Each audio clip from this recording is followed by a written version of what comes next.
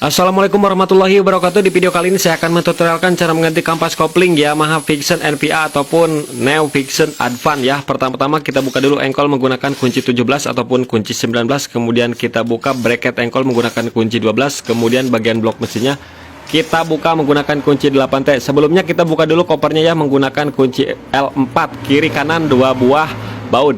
Oke, ini udah terlepas, tinggal kita pukul di sebelah kiri ya teman-teman, supaya saat pelepasan bak kopling itu lebih mudah. Nah, ini pun sudah terlepas ya teman-teman. Kemudian kita sediakan wadah ya di bawah supaya olinya nggak lubar-laber.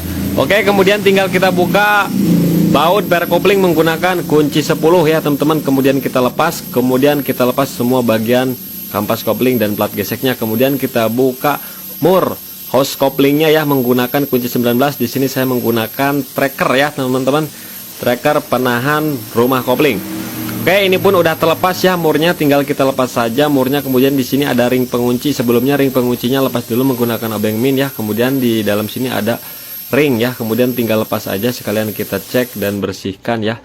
Kemudian untuk rumah koplingnya di sini bor ya. Kita bor menggunakan mata bor 2 milian. Saya bor kurang lebih ada 8 lubang supaya oli lebih maksimal masuk ke bagian kampas kopling, supaya kampas kopling tidak cepat aus atau pun selip ya, tidak kering.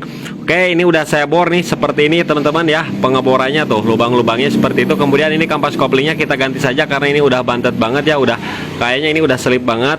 Kemudian kita ganti menggunakan kampas kopling Scorpio ya.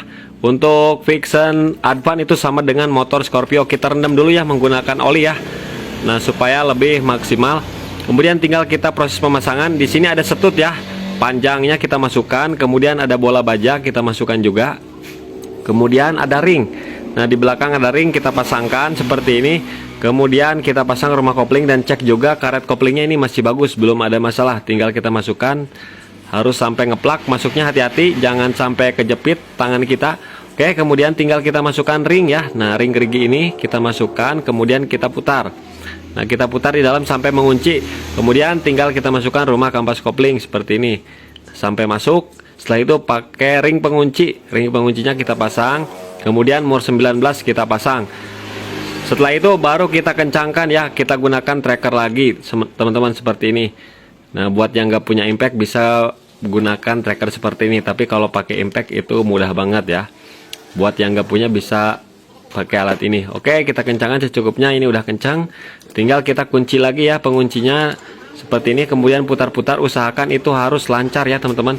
Harus berputar, jangan sampai macet seperti ini ya teman-teman. Nah, ini udah berputar.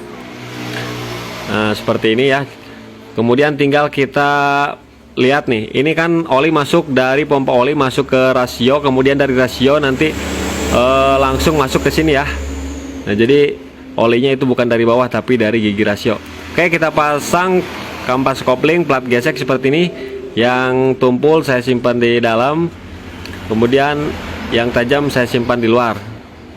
Untuk pemasangan plat gesek itu bebas, mau yang tumpul di dalam mau yang tajam di dalam itu nggak apa-apa, tapi sejajar semua.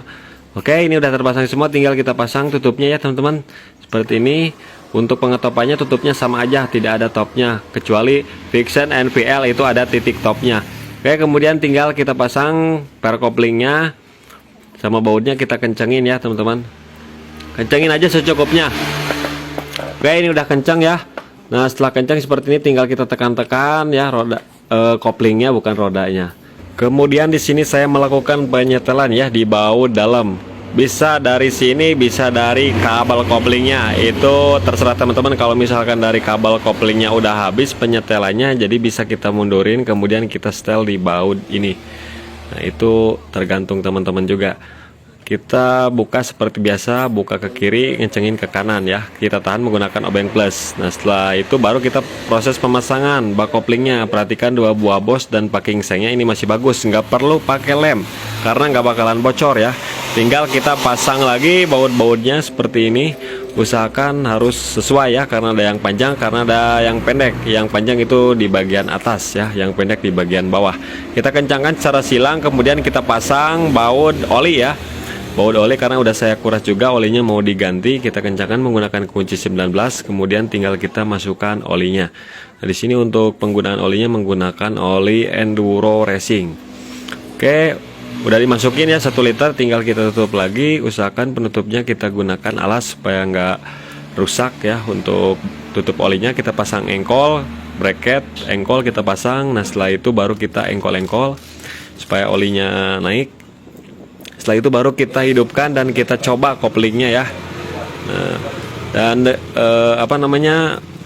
pengeboran ini itu tidak merugikan ya, malahan membuat kelebihan teman-teman. Jadi kampas kopling lebih maksimal dilumasi oleh oli, banyak pelumasan jadi nggak bakalan kering-kering lagi ya. Kemudian ke kampas kopling juga awet. Jadi begitulah ya teman-teman tutorial cara mengganti kampas kopling. Mudah-mudahan video ini bermanfaat.